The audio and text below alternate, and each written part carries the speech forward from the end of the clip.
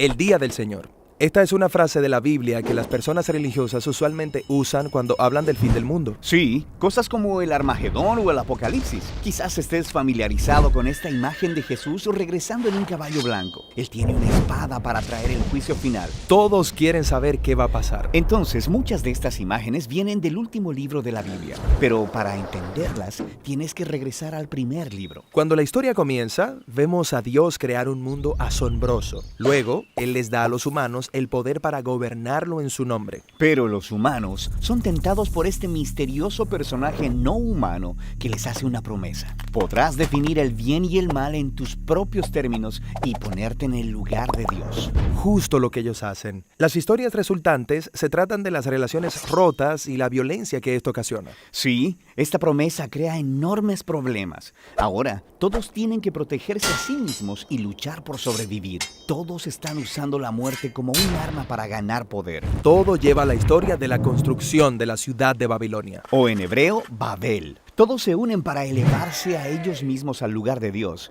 Y Dios sabe lo devastador que esto podría ser. Toda una cultura redefiniendo el bien y el mal como si fueran Dios. Así que Dios confunde su lenguaje y los dispersa. De aquí en adelante, Babilonia se convierte en una clase de ícono en la historia bíblica.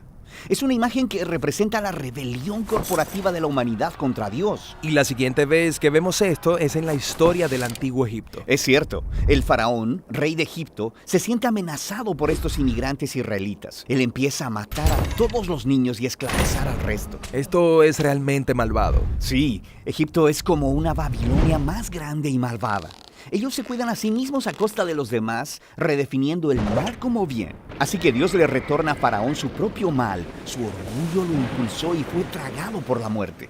Después de esta gran liberación, los israelitas cantan una canción acerca de cómo Dios es su guerrero que los liberó del mal. Los israelitas se referían a este momento como el día. El día en que fueron rescatados de un sistema humano corrupto. Y cada año, desde ese momento, los israelitas han celebrado el día de su liberación con una cena simbólica de un cordero sacrificial. Se llama Pascua. Eventualmente, Israel llega a su propia tierra y tiene sus propios reyes y se enfrenta con nuevos enemigos.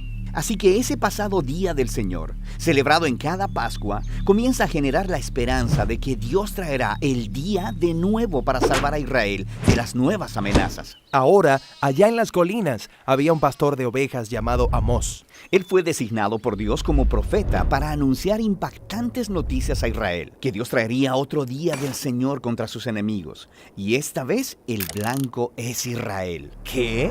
Tristemente, los líderes de Israel también habían redefinido el bien y el mal por sí mismos, resultando en corrupción y violencia. El pueblo de Dios se ha hecho como Babilonia. Los oprimidos se convirtieron en opresores. Babilonia parece como una trampa de la que nadie puede escapar. Así que el día del Señor viene sobre Israel.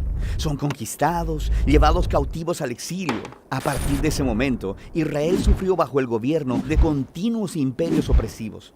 Esta es la historia en la que nació Jesús.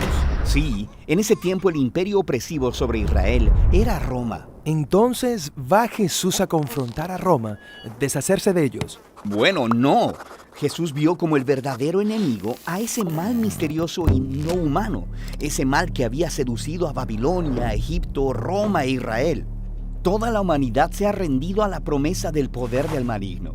Esto es lo que Jesús resistió solo, en el desierto, cuando fue tentado a utilizar su poder con fines egoístas. Pero Él no lo hizo.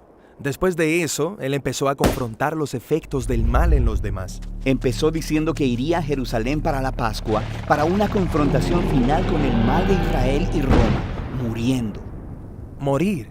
Pero eso luce como un fracaso. Jesús dejaría que el mal agotara todo su poder sobre él, usando su única arma verdadera, la muerte. Jesús sabía que el amor y la vida de Dios eran todavía más poderosos, que Él podía vencer al mal volviéndose el Cordero de Pascua, entregando su vida en un acto de amor.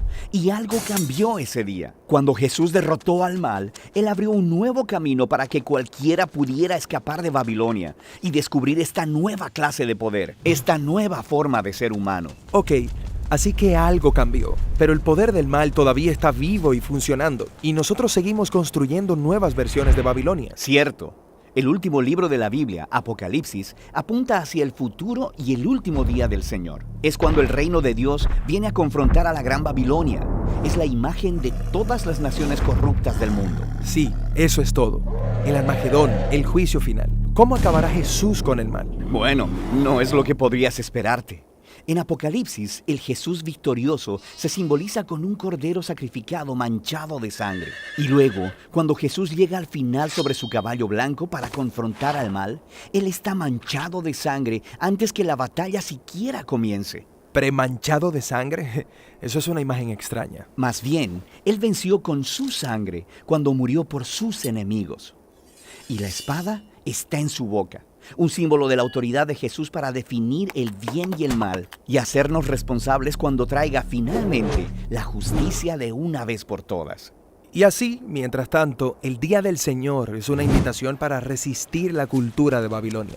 Y es una promesa de que un día Dios liberará nuestro mundo de la corrupción y traerá las cosas nuevas que tiene preparadas.